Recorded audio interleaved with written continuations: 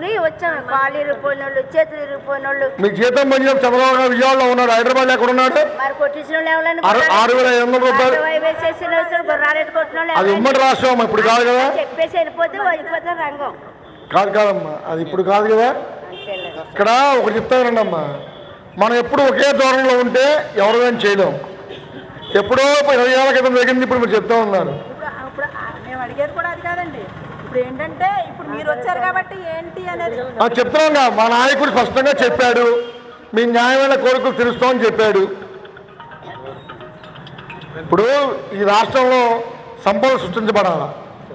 సంపద సృష్టించబడినప్పుడే ఏ వర్గానికైనా జీతాలు పెంచేది, అవునా కదా.